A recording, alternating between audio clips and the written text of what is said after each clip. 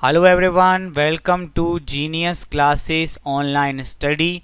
दोस्तों, जैसा कि आप सभी जानते हैं कि क्लास 12th फिजिक्स का चैप्टर नंबर 1 विद्युत आवेश और क्षेत्र हम पढ़ रहे हैं और आज हमारी क्लास नंबर 17 है। इस क्लास में दोस्तों हम पढ़ेंगे इलेक्ट्रोस्कोप। इलेक्ट्रोस्कोप जिसको हिंदी में हम कहते हैं विद्युत दर्शी। इलेक्ट्रोस्कोप दिखने में कुछ इस तरीके का होता है जैसा कि आपको चित्र में दिखाया गया है। अब आपके मन में ये प्रश्न आ रहा होगा कि सर इससे करते क्या हैं, ये किस काम में आता है। तो मैं आपको बता दूं कि विद्युतदर्शी एक ऐसा उपकरण है जिसकी सहायता से हम किसी वस्तु पर आवेश की उपस्थिति का पता लगा सकते हैं। मतलब किसी वस्तु पर आवेश है या नहीं, ये हम इस उपकरण से पता लगा सकते हैं। दोस्तों, मैं आपको बता दूं कि विद्युतदर्शी एक बहुत सरल उपकरण है और इसे आप घर पर भी बना सकते हैं। हो सकता है कि जो हम घर पर बनाएं वो दिखने में कुछ ऐसा ना हो, लेकिन काम वही करेगा। मतलब किसी वस्तु पर आवेश की उपस्थिति का पता हम उससे भी लगा सकते हैं। तो चलिए सबसे पहले हम देखते हैं कि हम इसे घर पर कैसे बना सकते हैं। विद्युतदर्शी बनाने के लिए आपको चाहिए एक पारदर्शी बोतल। ये कांच की बोतल है, आप कांच की बोतल भी ले सकते हैं, ठीक है। इसके अलावा चाहिए आपको एक कील। थोड़ा सा काम है कील का, कुछ खास काम नहीं है। और चाहिए आपको एक तार, चालक तार। यहाँ मैंने GI तार लिया एल्यूमिनियम का, आप कोई भी चालक तार घर का यूज़ कर सकते हैं। एल्यूमिनियम फॉइल जिसमें हम खाना पैक कर देते हैं, एल्यूमिनियम की फॉइल। एक छोटी कैंची एल्यूमिनियम फॉइल को काटने के लिए और एक बड़ी कैंची तार को काटने के लिए। देखिए, इस तार को हमने थोड़ा सा टुकड़ा काट लिया है, हाइट के थोड़ा सा ज़्यादा। दो छोटी छोटी पत्तियां काट ली एल्यूमिनियम फॉइल से और इस बोतल में इस पिन से हमने एक छेद कर दिया है। अब हम इस तार को थोड़ा सा U शेप में मोड़ देंगे, जे इंग्लिश के जे की तरह बन जाएगा। फिर इसमें ये दो पत्तियां हम इस तरीके से फंसा दी, ठीक है। अब हम इस ढक्कन को खोलेंगे और इस तार को इस ढक्कन में एंटर कराएंगे, ठीक है। अब हमें इस बात का ध्यान रखना है कि पत्तियां जो हैं जो बॉटल में थोड़ी सी लटकी रहें। तो हमने साइज़ यहाँ डिसाइड कर लिया है। अब बाकी तार को हम मोड़ लेंगे। तो देखिए, हमने इस तार को मोड़ लिया है और अब लगभग विद्युतदर्शी हमारा बन चुका है। विद्युतदर्शी से हम ये पता करते हैं कि किसी वस्तु पर आवेश है या नहीं। देखिए, ये जो कंघी है हमारे पास, हम पता कर रहे हैं कि इस पे आवेश है या नहीं। तो इसके लिए हम क्या करेंगे कि इस कंघी को इससे टच कराएंगे। अगर इस कंघी पर आवेश होता तो वो आवेश तार के द्वारा इन दोनों पत्तियों पे भी जाता और पत्तियों पर समान आवेश होने के कारण वो फैलती। पर देखिए, अभी इस पे आवेश नहीं है, इसलिए पत्तियां फैल नहीं रही। चलिए, अब हम घर्षण करेंगे और जैसा कि हम जानते हैं घर्षण के कारण बालों से इलेक्ट्रॉन निकल के कंघी में आ जाएंगे और कंघी ऋण आवेशित हो जाएगी। अब देखते हैं कंघी पर आवेश है या नहीं। ध्यान से देखिएगा, जैसे मैं टच कराऊंगा तो पत्तियां फैलेंगी। ये देखिए, ये देखिए, पत्तियां फैल रही और अब पत्तियां जो हैं वो, तो जैसे पत्तियां फैलती हैं पता चलता है कि इस कंघी पर आवेश। देखिए दोस्तों, अब चूंकि पत्तियों पर आवेश है इसलिए पत्तियां थोड़ी थोड़ी दूर फैली हुई हैं और बता रही हैं कि भाई ये विद्युतदर्शी जो आवेशित हो गया। अब अगर आपको उसको निरावेशित करना है तो सिंपली आपको इसको टच करना है और आप देखिएगा कि इसका सारा आवेश आपके टच के थ्रू पृथ्वी चला जाएगा और ये निरावेशित। देखिए, पत्तियां फिर से नीचे हो गई। दोस्तों, अब हम पढ़ेंगे विद्युतदर्शी की संरचना। देखिए, वैसे तो प्रैक्टिकली आप देख चुके हैं कि विद्युतदर्शी हम घर पे कैसे बना सकते हैं, पर यहाँ पर हम एक स्टैंडर्ड इलेक्ट्रोस्कोप कैसा होता है वो देखेंगे। मैंने आपको एक और उदाहरण दिया चित्र में कि दिखने में कुछ ऐसा होता है। इससे भी शानदार विद्युतदर्शी जो स्टैंडर्ड होता है उसके बारे में हम चर्चा करेंगे। देखिए, उन दोनों को देखें तो दोनों में एक चीज़ कॉमन है, वो है कांच की बोतल। देखिए, कांच की बोतल से हमारा अर्थ है पारदर्शी बोतल। हम प्लास्टिक की भी ले सकते हैं, पर जो स्टैंडर्ड इलेक्ट्रोस्कोप होता है उसमें तो कांच की बोतल ही होती है, ठीक है। इसके बाद देखिए, यहाँ तो ऊपर हमने इस बोतल को ढक्कन से बंद किया हुआ है। यहाँ ये जो प्लास्टिक का टुकड़ा है, रबर का टुकड़ा है, इसको दोस्तों हम बोलते हैं कॉर्क, ठीक है। अब देखिए, यहाँ पे तो ऊपर तार ही है जिससे हम टच करा के आवेश नीचे भेजते थे, क्योंकि यहाँ पर एक गोलाकार घुंडी लगाई गई है जो स्टील की बनी हुई है। जो स्टैंडर्ड इलेक्ट्रोस्कोप होता है उसमें तांबे की घुंडी लगाई जाती है। मैंने आपको बताया कि तांबा जो है विद्युत का सबसे अच्छा चालक होता है। यहाँ हम केवल स्टैंडर्ड की बात कर रहे हैं कि भाई जो सबसे अच्छा मानक विद्युतदर्शी है उसमें क्या क्या चीज़ें यूज़ होती है। बाकी तो नॉर्मली देखिए, तार से भी हमारा काम हो ही गया था भैया, और स्टील की घुंडी भी अच्छी है। पर अभी हम बात कर रहे हैं मानक विद्युतदर्शी की, उसमें क्या क्या चीज़ें होती है, ठीक है। इसके बाद देखिए हमने क्या है, इसके बाद हमने क्या है कि देखिए यहाँ पे घुंडी में एक तार लटका हुआ है, वैसे हमने यहाँ पे सीधा तार ही लटका दिया था, तो यहाँ पे भी हम एक तार लटकाएंगे। तो चूंकि यहाँ स्टील की घुंडी है, तार भी स्टील का है और तांबे की घुंडी, इसलिए तार भी हमारा तांबे का रहेगा। अब देखिए इस विद्युतदर्शी में हमने तार में 2 एल्यूमिनियम की पत्तियां लटकाई हुई हैं और इस विद्युतदर्शी में भी एल्यूमिनियम की पत्तियां ही लटकाई गई हैं। इसके 2 रीज़न है। एक तो एल्यूमिनियम होता है विद्युत का चालक, तो जो कंघी का आवेश होता है वो चल के चला जाता है पत्तियों में, तो इस पे भी भाई जो आवेश आता है उस पर वही आवेश आता है, समान आवेश प्रतिकर्षण के कारण पत्तियाँ फैलती हैं। ठीक है। दूसरा, एल्यूमिनियम की पत्तियाँ जो होती हैं वो होती हैं बहुत हल्की, तो आसानी से भाई वो थोड़े से ही आवेश, थोड़ी सी प्रतिकर्षण बल के कारण फैल जाती हैं। ठीक है। पर यहाँ पर हम जो पत्तियाँ लटकाएंगे वो लटकाएंगे स्वर्ण की, सोने की पत्तियाँ, है ना। ये जो जिसमें स्वर्ण की पत्तियां लटकी होती हैं इसको हम बोलते हैं स्वर्ण पत्र विद्युतदर्शी। देखो नॉर्मली तो विद्युतदर्शी में एल्यूमिनियम की पत्तियां ही यूज़ की जाती हैं, सस्ता पड़ता है, पर स्टैंडर्ड जो इलेक्ट्रोस्कोप है उसमें हम स्वर्ण पत्र का भी उपयोग करते हैं, और जिस विद्युतदर्शी में स्वर्ण पत्र का उपयोग करते हैं उसको स्वर्ण पत्र विद्युतदर्शी कहते हैं। ठीक है। चलिए अब हम देखते हैं कि इसकी संरचना हम कैसे लिखेंगे। ओके, तो संरचना से पहले हम क्या लिखेंगे, इसमें कांच की बोतल होती है, इसका मुंह कॉर्क से बंद किया जाता है। ठीक है, कांच की बोतल हो गई, इसका मुंह अपन ने कॉर्क से बंद कर दिया। बोतल के ऊपरी सिरे पर लगे कॉर्क में एक छेद करके बोतल के अंदर तांबे का तार लटका देते हैं और बाहर तांबे की घुंडी लगा देते हैं। चलिए ये देखिए हमने तार लटका दिया यहाँ पे और ये तांबे की घुंडी लगा दी। ठीक है। फिर तांबे के तार में सोने या एल्यूमिनियम की 2 पत्तियां लटका देते हैं। आप एल्यूमिनियम अकेला लिख दीजिएगा, अगर सोने की लिखते हैं तो नाम फिर स्वर्ण पत्र विद्युतदर्शी लिखिएगा। तो हमने यहाँ पर सोने की पत्तियां लटका दी, आप चाहें तो एल्यूमिनियम की लटका सकते हैं और नाम मैंने यहाँ पर लिख दिया स्वर्ण पत्र विद्युतदर्शी। ठीक है दोस्तों, अब हम पढ़ेंगे विद्युतदर्शी की कार्यविधि। विद्युतदर्शी कार्यविधि पढ़ने से पहले थोड़ा सा मैं आपको पुराना याद दिलाना चाहता हूँ। देखिए यहाँ पर 2 बर्तन हैं। ठीक है, पहला बर्तन पानी से भरा हुआ है, ठीक है, और दूसरा बर्तन खाली है। अगर हम एक नली के द्वारा इन दोनों बर्तनों को आपस में कनेक्ट कर दें तो पहले बर्तन का पानी दूसरे बर्तन में जाने लगता है और तब तक जाता है जब तक दोनों बर्तनों में पानी का लेवल एक सा ना हो जाए। अब देखिए यहाँ पर देखिए ये एक आवेशित वस्तु है, इस पर 4 ऋण आवेश है, और ये एक अनावेशित वस्तु है, इस पर कोई आवेश नहीं। अगर हम इसको इससे टच कराएं तो जैसे पानी एक बर्तन से दूसरे बर्तन में गया था वैसे इसका कुछ आवेश इससे चलकर दूसरे चालक में चला जाएगा। इस क्रिया को हम बोलते हैं चालन द्वारा आवेशन, जो मैं पहले पढ़ा चुका हूँ। अगर आपने वो वीडियो नहीं देखा है तो यहाँ लिंक दे दूंगा, आप वीडियो देखिएगा वो। ठीक है। तो चालन द्वारा आवेशन विद्युतदर्शी में बहुत काम में आता है। कैसे, देखिए यहाँ पर एक वस्तु है जिस पर ऋण आवेश है जैसा कि आप देख रहे हैं, और ये हमारा विद्युतदर्शी है। जब हम इस वस्तु को इस विद्युतदर्शी के तांबे की घुंडी से स्पर्श कराएंगे, टच कराएंगे, देखिए ये हमने उठा के इसको टच कराया, तो होगा क्या, चालन द्वारा आवेशन से इस वस्तु को कुछ ऋण आवेश पत्तियों में स्थानांतरित हो जाता। ध्यान दीजिएगा, आप देखिए इसका कुछ आवेश चालन द्वारा चला गया पत्तियों में। जब एक आवेशित वस्तु को विद्युतदर्शी की धात्विक घुंडी के संपर्क में लाते हैं तो कुछ आवेश स्वर्ण पत्तियों में स्थानांतरित हो जाता है। चलिए हो गया। अब देखिए होगा क्या, इस पत्ती पर भी ऋण आवेश है, पहली पत्ती पर, दूसरी पत्ती पर भी ऋण आवेश है, तो समान आवेशों में होता है प्रतिकर्षण, और चूंकि पत्तियों पर समान आवेश है इसलिए इनमें भी होगा प्रतिकर्षण, और प्रतिकर्षण के कारण पत्तियां फैल जाती हैं। इतनी सी बात है। अगर इस वस्तु पर आवेश होता ही नहीं तो पत्तियों पर आवेश नहीं आता, पत्तियों पर आवेश नहीं आता तो पत्तियां नहीं फैलती। तो इतनी सरलता से हम पता कर सकते हैं कि वस्तु पर आवेश है या नहीं। तो दोस्तों हमने देखा कि ये जो वस्तु है इस पर आवेश था, इसलिए इसका कुछ आवेश पत्तियों में चला गया और पत्तियां फैली, जिससे हमें पता चल गया कि ये वस्तु जो है वो आवेशित है। लेकिन अब यहाँ पर एक छोटी सी प्रॉब्लम है।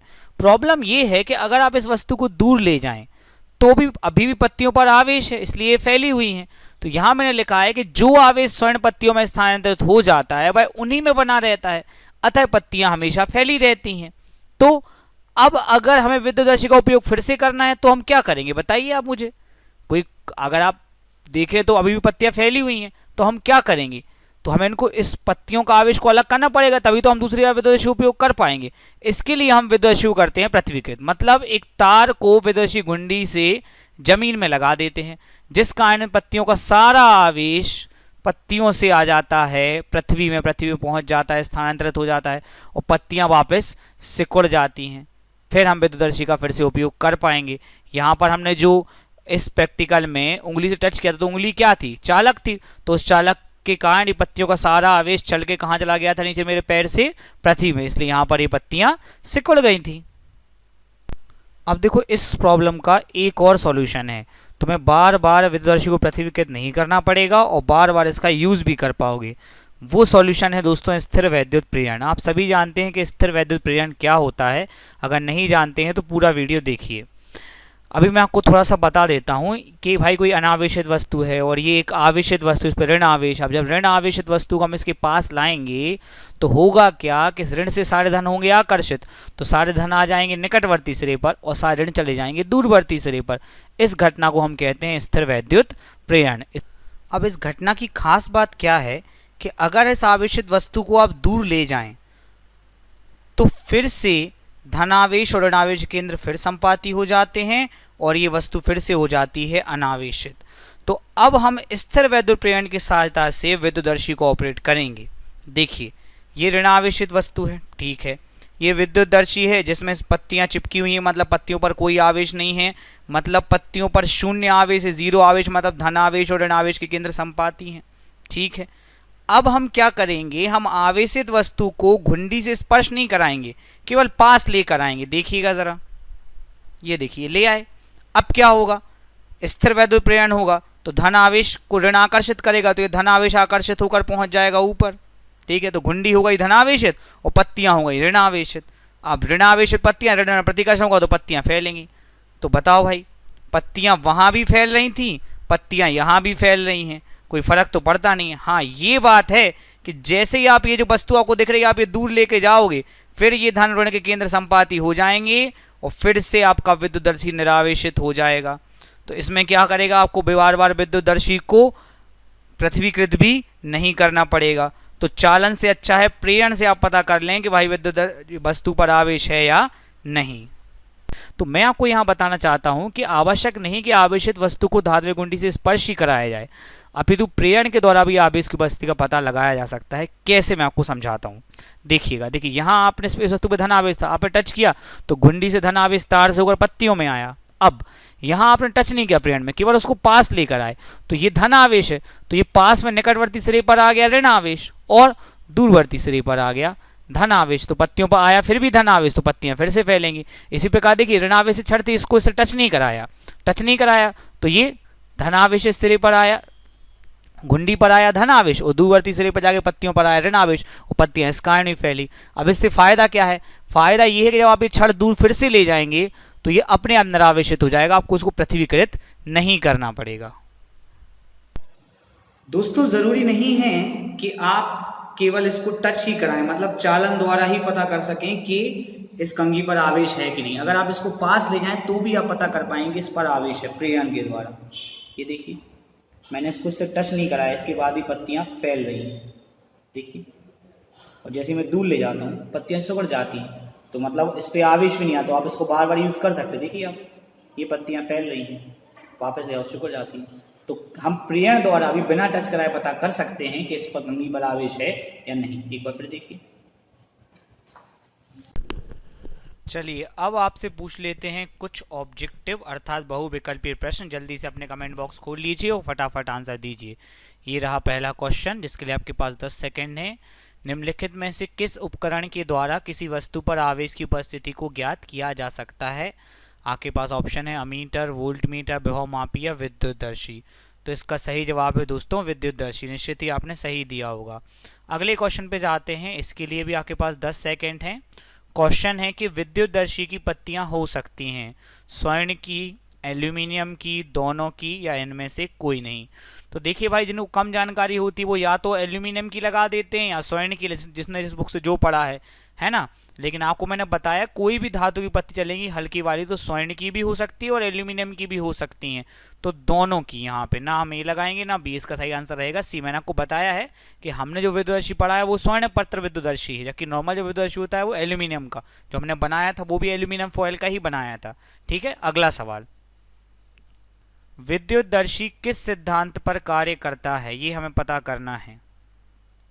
ये अभी मैंने आपको समझाया कि विद्युतदर्शी चालन से तो कार्य करता ही है, साथ साथ प्रेरण से भी कार्य करता है। तो ना हम यहाँ पे ए लगाएंगे ना बी, क्योंकि ये दोनों के सिद्धांत से काम करता है, चालन के भी और प्रेरण के भी। ये तो बड़े सरल ऑब्जेक्टिव हैं। आगे बहुत अच्छे आपको कंपटीशन कंसेप्ट बताए जाएंगे और उनसे बहुत बहुत टफ ऑब्जेक्टिव, ये बहुत इंपॉर्टेंट टॉपिक है कॉम्पिटेटिव पॉइंट ऑफ व्यू से। तो अभी आगे ध्यान से देखना। अब इस चित्र पर ध्यान दीजिएगा। देखिए यहाँ पर दो बर्तन हैं, इस बर्तन में अधिक पानी है, इस बर्तन में कम पानी है। अब हम इस बर्तन को इस दूसरे बर्तन से कनेक्ट कर देते हैं। देखिए भाई, तो इसका कुछ पानी इस बर्तन में आ गया, ओके। फिर हम इसको कनेक्ट करते हैं, तो इसका भी भाई पानी आ गया इस बर्तन में। जब तक आएगा जब तक लेवल बराबर नहीं हो जाएगा। अब आप ध्यान से देखिए, देखिए इस बर्तन में अधिक पानी था, तो चालन के कारण चलकर जो पानी आया वो भी अधिक है, देखिए ज़्यादा है। और इसमें कम था, तो चालन के कारण जो पानी आया वो भी क्या रहा, कम रहा। तो अब हम आपको बताएंगे विद्युतदर्शी से एक काम और कर सकते हैं। ये तो पता कर सकते हैं कि आवेश है कि नहीं, लेकिन साथ साथ यही पता करते हैं किसमें ज़्यादा आवेश है किसमें कम आवेश। देखो ये तो अपना हो ही गया था। अब देखो एक वस्तु और टच किया, अब इस वस्तु पे ज़्यादा आवेश है, तो ज़्यादा आवेश तो स्थानांतरण भी ज़्यादा होगा, ज़्यादा स्थानांतरण होगा तो प्रतिकर्षण भी ज़्यादा होगा, पत्तियाँ क्या होंगी, ज़्यादा फैल जाएंगी। यहाँ पत्ती का फैलाव कम है, यहाँ पत्ती का फैलाव ज़्यादा है। मतलब ये है कि पत्तियों में जो ये फैला हुआ है वस्तु पर आवेश की मात्रा की अनुमानित जानकारी देता है। देखिए एग्जैक्ट तो बता नहीं देता भैया कि आवेश 3 कूलाम है कि 5 कूलाम है ना। ये सबसे पहला इंस्ट्रूमेंट है आवेश की जानकारी लेने का। तो ये कम से कम ये बता देता है अनुमानित जानकारी का मतलब किस पे ज़्यादा है किस में कम है। किसी वस्तु पे जितना अधिक आवेश होता है पत्तियों में फैलाव उतना ही अधिक होता है, और जिस पे कम आवेश रहेगा तो पत्तियों में फैलाव उतना कम होगा। तो विद्युतदर्शी से ना केवल हम ये पता कर सकते हैं कि आवेश है या नहीं, अभी तो यही पता कर सकते हैं किस पे ज़्यादा है किस पे कम है। दोस्तों हम पता करेंगे कि फुग्गे पर ज़्यादा आवेश है कि कंघी पर ज़्यादा आवेश, जिसमें पत्तियाँ ज़्यादा फैले उसमें ज़्यादा आवेश। तो पहले अपन कंघी से स्टार्ट करते हैं। ये देखिए अब कंघी का पता कर लेते हैं कितना आवेश है कंघी पे। देखिए पत्तियाँ काफ़ी फैल गई हैं, देखिए जी। अब अपन पता करेंगे फुग्गे पर।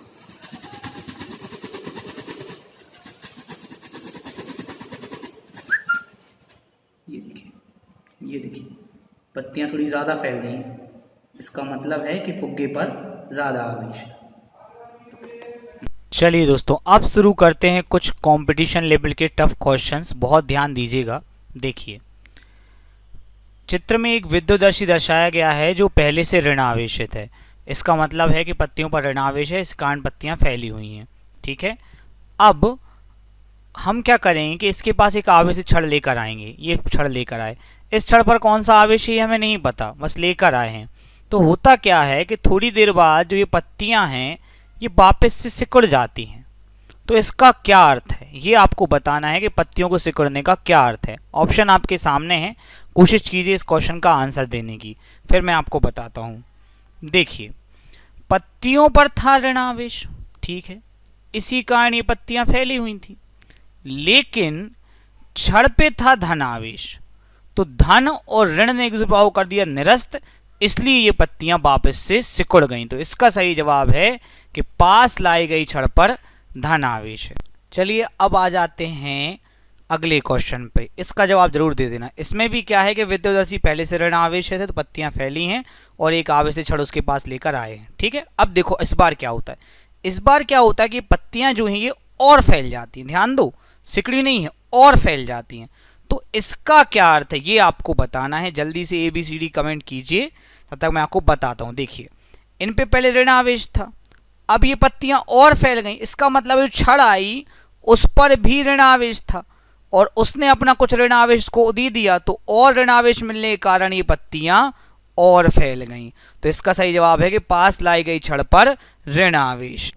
तो दोस्तों हम ये सीखे कि एक विद्युतदर्शी यदि पहले से आवेशित है और उसके पास हम एक आवेशित छड़ लाएं, तो यदि पत्तियां और अधिक फैलती हैं, इसका मतलब है जो छड़ है उस पर समान प्रकृति का आवेश है, तभी तो पत्तियां और ज़्यादा फैल गई।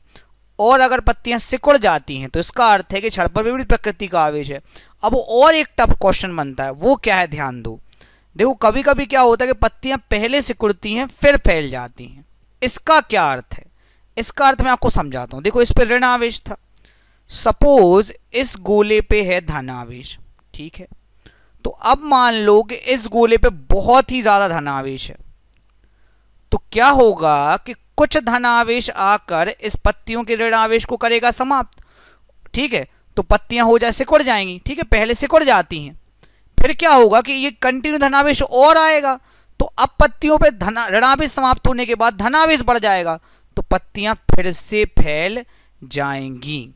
तो अभी हम बोलते हैं कि यदि पत्ती पहले सिकुड़ती है पुनः फैल जाती है, तो पहले सिकड़ी क्यों, कि धन ऋण को समाप्त किया, फिर से क्यों फैल गई, बिकॉज और धन आया, धन धन प्रतिकर्षण निकालो, फिर से फैल गई। तो अगर ऐसा होता है तो इसका मतलब है कि क्षण पे विपरीत आवेश तो है, पर प्रेरण का प्रभाव इतना अधिक है कि पहले उसने ऋण को समाप्त किया, फिर खुद का धन दिया, उस कारण वो फिर से फैल गई। इस बात को ध्यान रखिएगा, ये मोस्ट इंपॉर्टेंट कंपटीशन के लिए बच्चों को बहुत कंफ्यूज करता है। आशा करता हूँ आपको समझ आ गया होगा। चलिए दोस्तों, अब इन सवालों के जवाब दीजिए। काफ़ी बड़े सवाल हैं, 10 सेकंड का समय है आपको उन सवालों के जवाब देने हैं। मैं क्वेश्चन पढ़ देता हूँ। एक आवेशित वस्तु को पहले से आवेशित विद्युतदर्शी के नज़दीक लाते हैं, मतलब विद्युतदर्शी पहले से आवेशित है और पत्तियां और अधिक फैल जाती हैं। इसका क्या अर्थ है? इसका अर्थ है कि वस्तु का आवेश और विद्युतदर्शी का उपस्थित आवेश एक ही प्रकृति का, दोनों मिल गए, बढ़ गए, सो पत्तियां और अधिक फैल गई। आगे आ जाते हैं नेक्स्ट क्वेश्चन, इसका जवाब दीजिए दोस्तों। एक आवेशित वस्तु को पहले से आवेशित विद्युतदर्शी के नज़दीक लाते हैं और पत्तियां सिकुड़ जाती हैं, इसका क्या अर्थ है? इसका अर्थ है कि वस्तु का आवेश विद्युतदर्शी पर उपस्थित आवेश का विपरीत प्रकृति का है, जिससे वस्तु ने विद्युतदर्शी का आवेश कम कर दिया है, इसलिए पत्तियां सिकुड़ गईं। अगले क्वेश्चन का जवाब दीजिए दोस्तों। इसमें लिखा है कि वही आवेशित वस्तु को पहले से आवेशित विद्युतदर्शी के नज़दीक लाते हैं और पत्तियां पहले सिकुड़ती हैं फिर फैल जाती हैं। इसका मतलब है कि वस्तु का आवेश विद्युतदर्शी के आवेश का विपरीत तो है, परंतु प्रेरण की प्रकृति अत्यंत तीव्र है, इसलिए पहले उसने विद्युतदर्शी का आवेश समाप्त किया, फिर अपना आवेश देकर पत्तियों को और प्रतिकर्षित करने का गुण दिया। इसका जवाब हो जाएगा सी। दोस्तों, वैसे तो कॉम्पिटिटिव एग्जाम में ढेरों कंसेप्ट होते हैं, जिसमें से मैं आपको कई बता देता हूं। अब मैं आपको एक आखिरी कंसेप्ट और बताता हूं, इससे काफ़ी ऑब्जेक्टिव बनेंगे, और ये जो ऑब्जेक्टिव हैं ये आपको ऑब्जेक्टिव टेस्ट में देखने मिलेंगे, अब यहाँ नहीं देखने मिलेंगे। देखिएगा, ये एक विद्युतदर्शी है जिसकी पत्तियाँ सिकड़ी हुई हैं, मतलब पत्तियों पर कोई आवेश नहीं। अब अगर हम एक रेडिएटर से इस पर एक्स किरण डालते हैं तो ये एक्स किरणें इन पत्तियों से इलेक्ट्रॉन निकाल देती हैं। ध्यान दीजिए, ये निकल गए पत्तियों से इलेक्ट्रॉन। तो पत्तियों से इलेक्ट्रॉन निकलते हैं, जिस कारण पत्तियां हो जाती है धन आवेश, और धन में होता है प्रतिकर्षण, जिस कारण पत्तियां और फैल जाती हैं। तो इन सिंपल हम ये बात कर सकते हैं कि जब एक्स किरणें हम पत्तियों पर डालते हैं तो पत्तियां हो जाती हैं धन आवेशित।